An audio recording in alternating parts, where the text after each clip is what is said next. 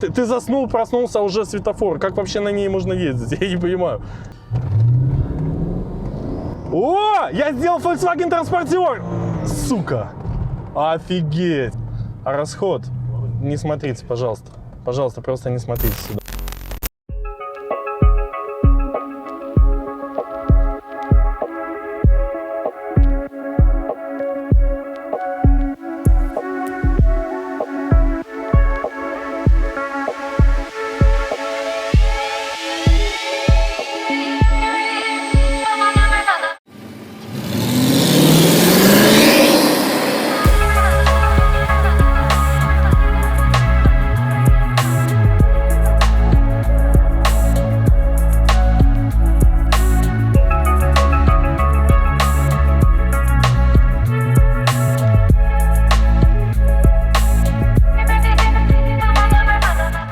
Жил-был мальчик Леша. Со школы зарабатывал деньги сам. Умел их считать и никогда не делал опрометчивых решений, особенно покупок. И в один прекрасный момент в его жизни появился Mercedes ML джип с большим V8 под капотом. Леша поездил на V8, и после этого его жизнь уже никогда не могла быть прежней. И он целенаправленно начал искать машину с V8 под капотом, с полным приводом и за довольно-таки адекватные деньги. Целый год поисков, окунания на самое дно всех возможных автомобильных сайтов. И, скорее всего, Леша получил образование дровосека, потому что перелопатить столько дров. И вот в одно прекрасное утро появляется она. Audi S6 4.2 с настоящим V8 на честном полном приводе.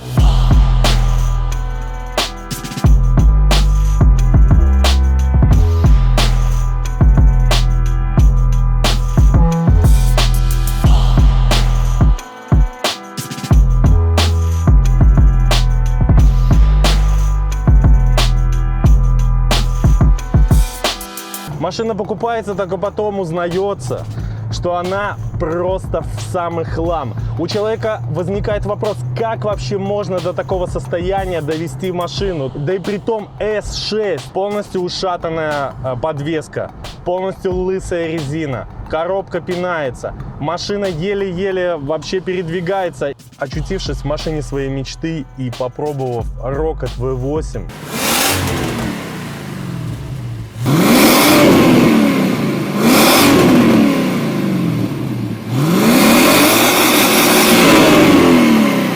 классный заводской саб с музыкой, которая просто будоражит твое сердце. Вот этой всей кожей, ставками под карбон и черной алькантарой. Антон, привет. Он понял, что он хочет восстановить эту машину и сделать ее по заводу, чтобы она ехала, можно было наваливать в любую погоду и чувствовать себя максимально уверенно на дороге. И вот начались первые вложения, первые ремонты. И тогда Леша понял, что значит содержать старую S6, потому что в машине свои рычаги, свои амортизаторы, свои два подрамника алюминиевых, то есть там абсолютно все свое, и это стоит просто нереальных денег. Притом заказать это в Минске, в наших широтах не представляется возможным. Да там даже лобовое стекло не такое, как в обыкновенных А6, оно на 11 миллиметров больше. И оно абсолютно не подходит. Поэтому стекло заказывалось где-то там через откуда-то там с Башкирского, блядь, и ехало сюда.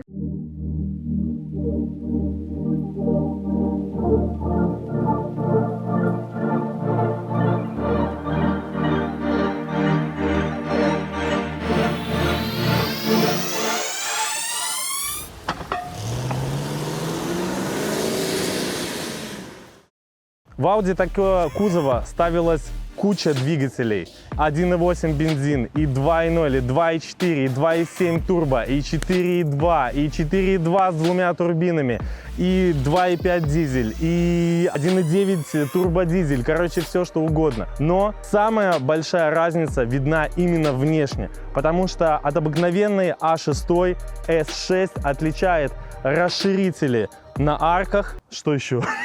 Алюминиевые зеркала, в которые можно посмотреться и накрасить себе губы, если вы поклонник Сергея Лазарева. Алюминиевый капот и крылья, которые абсолютно не подвержены гниению в наших широтах. Нельзя сказать, что они абсолютно не гниют. Я не хотел так говорить, но по сравнению с Мерседесом, конечно, устойчивость коррозионная намного выше и лучше, потому что производитель дает 10 лет гарантии завода на все элементы кузова. Крутые диски и, конечно же, вот этот просто бомбический выхлоп, который вынесен прямо наружу. Это фишка, которая изначально была внедрена именно в Audi. И машина смотрится очень круто. Несмотря на то, что кузов сарай, я думаю, что большинство из нас очень предвзято относится к этому кузову. Прежде всего, эта машина создавалась для немцев, живущих где-нибудь там в горных частях, или для австрийцев, швейцарцев, которые любят и заехать на гравийку, и вжарить по автобану,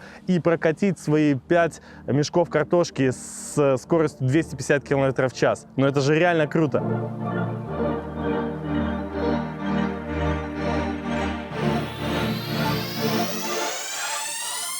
Конечно, нельзя назвать полностью эту машину вездеходной. В полное говно или на рыбалку в лес вы на ней не поедете, потому что дорожный просвет крайне маленький. Машина построена на полностью механическом дифференциале. Торсен — это неубиваемый дифференциал, потому что он механический, без каких-то там электромуфт и так далее.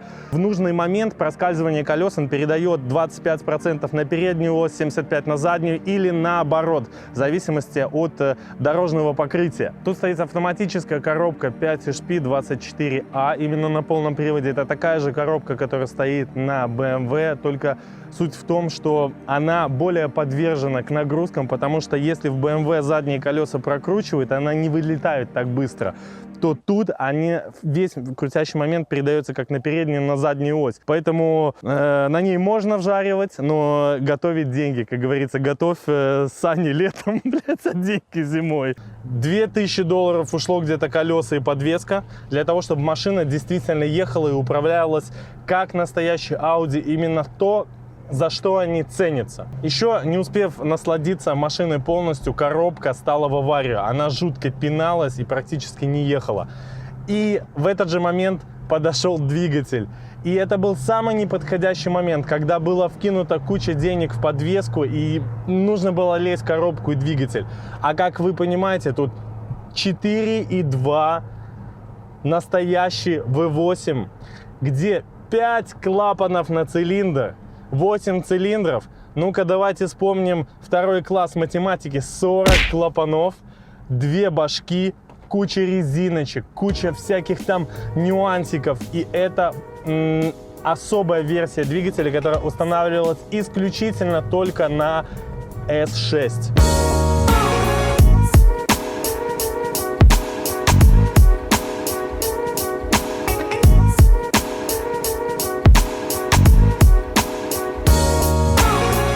Если вы поставите сюда обыкновенную А6, честно говоря, на нее даже будет просто тошно смотреть. Потому что, смотря на эту красавицу, понимаешь, в чем суть вот этих вот тачек типа М-ки, оригинальных AMG или S-ок и RS-ок. Потому что эта машина, это как волк в овечьей шкуре. Она абсолютно смотрится практически так же, как и обыкновенные гражданские машины, и ничем себя не выдает. Но в нужный момент она вас накажет на любом светофоре. И этим мне нравятся немецкие машины, потому что они не кричащие, не вычурные, без каких-то там супер навороченных спойлеров. Они лаконичные и они естественные. И это супер. Поэтому я люблю абсолютно все немецкие автомобили. И особенно, конечно же, Mercedes. Ну и владельцев S тоже есть небольшая ложечка дегтя в бочке меда, а это именно RS6. Потому что если сравнивать вот эти машины, видно сразу, что диски в RS6 стоят, наверное, столько же, сколько сама S6. При том, что эта машина на ручке, а не на автомате. И она в кузове седан. Друзья, посмотрите на тормоза, но я тебе хочу сказать, друг, не расстраивайся, это колхозник не сможет увезти даже 2 мешка картошки. Пока нас не застрелили со снайперской винтовки, ты можешь просто сравнить посмотри, какой профиль, это 30-й профиль, посмотри, какие тормоза, какие диски, там перфорированные, непонятно. Наверное, просто диски стоят столько же, сколько вся моя жизнь, просто. Да, ну и резину, конечно, надо было бы поменять, потому что она уже стоит, наверное, с момента начала производства этой машины. Изначально, когда машина покупалась, она была полностью с убитой резиной, и посмотрев, сколько стоит 4 баллона, которые тут стояли, сумма вышла в $1000, поэтому владелец, не раздумывая, решил найти нормальную резину в хорошем состоянии. Поэтому резина тут 255 и стоит $260 за пару. Ну-ка, давайте умножайте нехитрыми умножениями. Самое, что интересное, для 2000 года эта машина была просто напичкана от и до по сравнению с конкурентами. При том, что она выпускается с 97 года, она претерпела 2 рестайлинга в 2001 году. Именно с этого момента в Audi пошла такая тема, что каждые 2 года что-то обновлять в своих машинах, чтобы машины шли и покупали заново-заново, потому что предыдущие владельцы чувствуют себя максимально ущербно, когда ты купил машину, она не успела состариться, а уже у кого-то есть новая. При том, что в этой машине уже в 2000 году устанавливалась солнечная батарея, а сделана она для того, чтобы даже если у вас высадится полностью аккумулятор, вы окажетесь в Сахаре, чтобы вы чувствовали себя максимально комфортно в Сахаре с полностью высаженным аккумулятором. То есть ты не сможешь завестись, но умирать ты будешь в комфорте.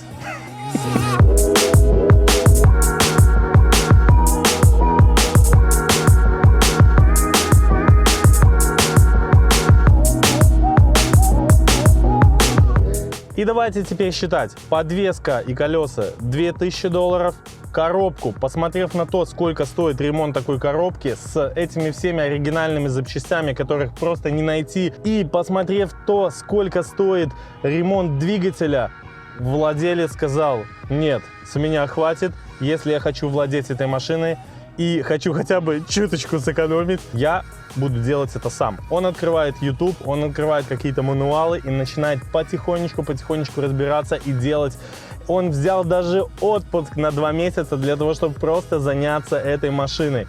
И в итоге, вместе с покраской, сумма, которую он вложил, была $6500. Карл, $6500, машину, которая изначально стоила 6. И это все сделано для того, чтобы ездить на настоящем V8.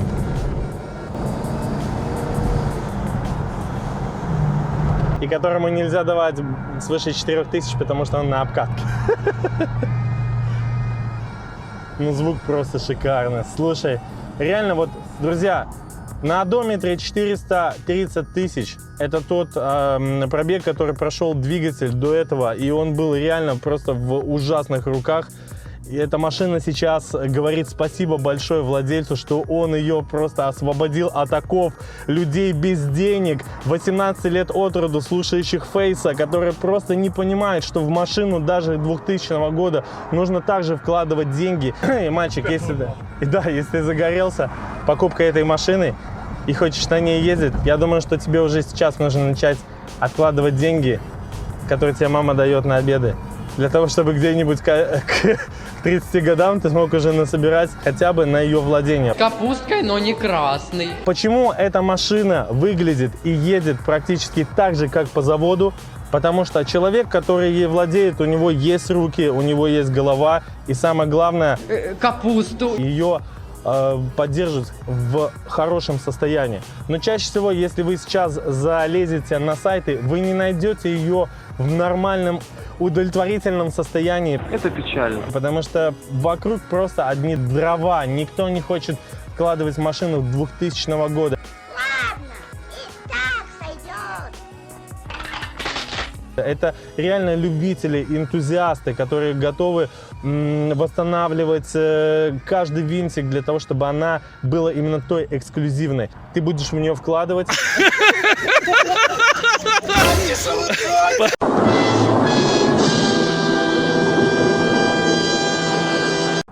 Она тебя высушит, если ты работаешь где-нибудь в Макдональдсе, сука.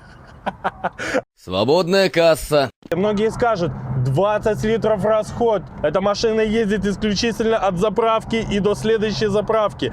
Друзья, ну а что вы хотели? V8, 4.2, разгон 7 секунд до сотни. Большой крутящий момент. Машина, на которой можно просто съедать километры где-нибудь по автобанам. Машина, которая в нужный момент может заехать и на гравийку, и поехать в деревню, и на шашлыки, и открыть задний багажник и курить кальян со своей девочкой. Если она у тебя, конечно, есть. А если ты владеешь такой машиной, у тебя, скорее всего, нет девочки. Все отдается вот этой девочке. 6,5 секунды до 100. Да, на механике 5,5 вот мне подсказывают. А если сюда еще добавить компрессор, то тогда 450 сил. Полный привод, максимальный навал. Здорово, братан! Ты живешь последние минуты своей жизни. Этой машине можно все простить, потому что тут V8. Потому что не может быть тачка плохой, если у нее V8. Ребята, поймите просто это. Несмотря на то, что машина полностью новенькая по подвеске, она едет достаточно жестко, потому что тут стоит низкопрофильная резина и чувствуются абсолютно все стыки именно с асфальтом. Почему она не актуальна для большинства людей? Потому что если вы ее возьмете где-нибудь, будете в Москве, будете платить за нее 60 тысяч в год рублей только за то, чтобы владеть этой машиной, не считая всего остального. Конечно, в Беларуси, на Украине, в Казахстане немножко другая ситуация, но тут накладываются другие нюансы, связанные с оптимистическим состоянием финансов, в кавычках, в нашей стране. А что касается этого Майбаха, о котором вы говорили, так его уже не выпускают. Его сняли с производства. Хочешь не хочешь, бюджет бы тратил. Ну, это все можно простить, потому что машина действительно кайфовая. То есть мы живем чаще всего предрассудками. То, что BMW рулится, Mercedes валки, Audi колхоз какой-то. Нет, ребята, все абсолютно изменилось. Почему эти машины так полюбили люди в наших широтах? Потому что если BMW, она для таких дерзких пацанов, сука, блядь. А Mercedes, он такой вальяжный, он такой роскошный, он такой вот чопорный. То Audi, она нормальная. А большинство людей, которые живут у нас, они нормальные. Да, Олесь, вы правы. Можно его продать. Бронированный автомобиль, и кому он нужен? Вы на нем будете ездить. Тут ты сказки. Они не хотят себя обременять никакими другими нюансами. Они хотят просто ездить, просто наслаждаться настоящим немецким качеством и просто кайфовать от этой жизни. И с этой машины это сделать просто запросто. Конечно, у меня есть определенные претензии к ВАГу. Честно говоря, то, что сейчас делает ВАГ, для меня просто непонятно. Когда новый Touareg стоит практически так же, как и новая Q7, и по комплектации там абсолютно то же самое, если перевесить шильдики местами, иногда не будет понятно вообще, где кто. Где те пасеки, где те гольфы, которые были раньше, друзья? Елки-палки. Где та машина для народа? Я не могу ничего сказать. Volkswagen Polo. Это единственная машина, которая себя оправдывает. Потому что она рождена для того, чтобы умереть. Умереть под толстыми жопами тех бомбил в Убере. К ней нет никаких претензий. Но она и собирается в Калуге. Это не настоящее немецкое качество. Вот настоящее немецкое качество. Вот оно. Знаете, сейчас очень многое изменилось. BMW уже не такая жесткая и не такая дерзкая, как была. Mercedes уже не такой валкий и неуправляемый. А Audi до сих пор не научилась делать задний привод. По поводу управляемости. ESP срабатывает. Да, ESP срабатывает. Я прямо сейчас почувствовал, как какое-то из колес немножко затормозилось. Прикольно. Прикольно. Слушай, а ты зимой на ней ездил? Когда, бля, Олесь, она стала в декабре. Я уже жду снег как манну небесную, чтобы уже, сука, одеть новые Pirelli, бля, и наваливать как... Слушай, давай спросим у владельца Mercedes, нравится ли ему эта машина. Здравствуйте! Здрасте! Не подскажете, где разборка Mercedes? Многие мне хотели показать истинное управление BMW, я его не нашел до сих пор. Может быть, надо просто Он сейчас у меня хотел выстрелить, наверное, догнал меня, показал на 2.20 DI, что он тоже что-то может. Молодец. Там тоже 400 ньютонов. И мотор миллионник, кстати. Проблема, понимаешь, проблема всех обзорщиков в их поверхностности. Ну, все, короче, если машина заглохла, открывайте, все проверяете, ну, все, короче, смотрите, и вот это, движок, ну, давайте, удачи, вот. И она у вас на ходу отремонтирована. Ёб твою мать! Для того, чтобы реально понимать, что за машина, машина должна быть твоя, как минимум, ты должен на ней поездить, ты должен запустить в нее руки. 18,6. Мгновенно. Так, мы едем 40 км в час с расходом 25, 22. Я слышу, как шелестят деньги у меня в кармане. Я бы эту машину себе не взял. Мы опустим момент сценарию, просто у меня бы даже не хватило денег на 2 колеса с этой машиной. Ладно, но если бы у меня даже были деньги, я бы эту машину не взял, потому что лично для меня эта машина не такая эмоциональная внешне, она не такая эксклюзивная, как и лично я для себя считаю. Мне просто, не нравится ВАГ. Вот вообще весь ВАГ, и мне не нравится его философия, и, она для меня лично чужда. Вот мое ощущение по отношению к ВАГу вы можете сравнить с ощущением владельца Альфа-Ромео, который никогда бы себе не купил 124-й Мерседес, потому что он не такой модный, как он сам. Да, вы можете говорить все, что угодно, но я думаю, что вы будете очень сильно удивлены и чуточку ошеломлены, когда на светофоре вас сделает такой простенький и веселенький сарайчик с V8 под капотом. Спасибо всем, что были со мной, а я до сих пор не смог дать кикдаун, потому что владелец сзади сидит с дробовиком и отслеживает состояние стрелки на ховитре. Но машина мне нравится. Ладно, мы это не ставим, блядь, сука. I can't stay.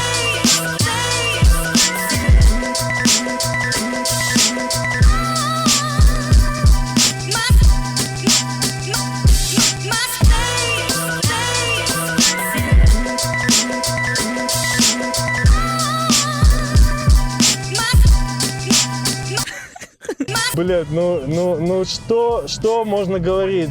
Ёбаный насос. Не, Лёша. Если ты будешь держать руль 2 руками, потому что, я как бы первый раз, когда вдавал, блядь, пол, я охуел. Я тебе знаешь, что хочу сказать? Что это вторая машина в моей жизни, в которой я еду на V8. Это вторая машина, на которой владелец говорит, что если ты дашь тапку в пол, то мы все умрем. Просто потому что первая машина, это была E38. Посмотрите по ссылочке в описании. С V8, где волосатый Володя, здорово тебе, он сказал, что если ты дашь тапку в пол, то мы все умрем. Он сказал, поэтому ты можешь просто сесть, поснимать так со стороны. А за рулем давай-ка проеду я сам, я тебе покажу тест-драйв. Что я могу сказать? Блять, офигенно, смотри. Навигация, телевизоры, пожалуйста, все, что нужно, треки. Посмотри, тогда еще не было таких технологий. Офигенный сабвуфер. Я хотел бы вам сейчас сказать, что сабвуфер тут просто обалденные басы, просто взрывает мой пукан, как только могут. И притом эта система, она установлена прямо с завода. Это просто супер. Ребята, я просто удивляюсь, как в машине 2000 года может быть столько крутых, классных плюшек. И с этим люком, и с Алькантарой, и с таким классным рулем, и с V8, и с навигационной системой. Это просто супер. Это просто особенность вот этих заряженных моделей типа AMG, Mercedes и RS. И нельзя сказать, что все машины будут именно такими. Конечно, если вам... Вот я спросил у владельца про эту машину, скажи, пожалуйста, она дорогая? И он ответил мне так. Мне вообще похуй. Вообще похую. И я считаю, что это правильно. Если тебе дорого, брат, едь на 1.9 TDI.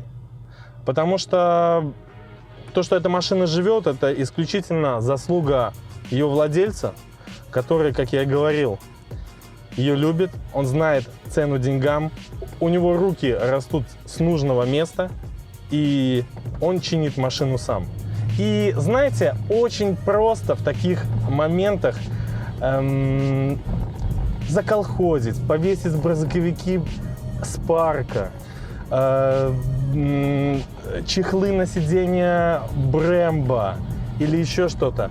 И очень сложно почему-то, очень сложно просто сделать машину как по заводу. И именно это тот случай, где машина выглядит как по заводу, едет как по заводу. Мы сейчас не будем устраивать какие-то гонки, потому что сейчас никого не удивить 6,5 до сотни в наши времена. Но я вам хочу сказать точно, что эта машина едет.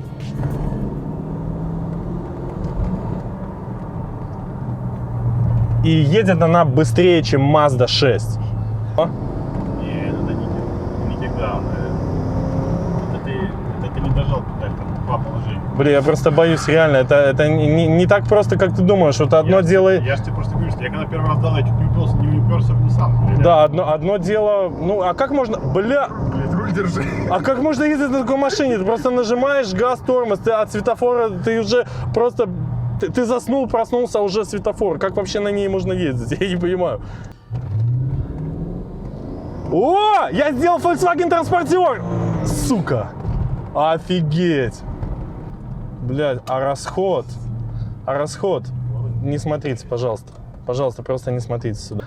Расход такое чувство, что пол ведра бензина. Притом бензин по паспорту тут 90, строго 98. Блядь, представьте, тогда, когда вы владели Тамагочи, люди в Германии по горным дорогам ездили на заряженных R6. Опа! Успели на все светофоры. На этой машине ты можешь успеть в любую деревню, в которую только хочешь. Ты можешь собрать любой урожай. Это будет супер, блядь, что я несу. Сейчас мы идем на разворот и делаем концовочку уже возле машины. И из этого всего мы вырежем, блядь, сделаем такой фильм, там пиздец, там такие спецэффекты, где надо дрифт, там будет, блядь, все гореть, взрываться вообще. Ну, ты же знаешь. Идите нахер. Иди нахер. Ты что, в Германии или что? Это в Дрездене такие, слышишь, это в Дрездене. Знаете, я настолько просто помутнел от этой машины, что я вообще не замечаю. И потом будут люди говорить, блядь, на R6 ездят пиздоволы, блядь, никого детей, там, котов не пропускают. А это на самом деле так, ты ни на кого не обращаешь внимания, ты просто едешь, просто тебе круто. Посидели в Википедии, что-то там друг от друга узнали, это все пересказали и так далее. Такими машинами нужно владеть, понимаете, для того, чтобы что-то действительно знать. Если бы владелец был более медийной личностью, он бы сам рассказал, и вы просто кайфанули. Просто вот я сейчас передаю его слова, передаю его историю, для того, чтобы вы поняли, что машины это действительно классные. Но просто для тех людей, у которых есть время, желание, руки и самое главное деньги. Вот что я могу сказать. Сука. Малый повзрослел. Сука! Сейчас только что стояли на светофоре, там женщина такого бальзаковского возраста, самых сочных 40 лет. Она посмотрела мне в глаза, скорее всего, посмотрела на диски сначала 19-й, потом мне в глаза и сказала, я тебя хочу. Насколько классная тачка. Пиздец просто, блядь. А потом, как мне, вот скажи мне, Леша, как мне после этого потом пересаживаться, блядь, в дырявый Мерс? Объясни мне. Пересаживать, блядь, Соляриса на Ауди. И после Ауди, блядь, на Солярис. Да. Просто пизда. Просто человек... Лишние педали, блядь, нихуя не едет, блядь, не рулится, не останавливается. Просто, чтобы вы знали, для того, чтобы владеть такой Мерседес, это вторая машина. Первая машина на Солярис покупать, как минимум.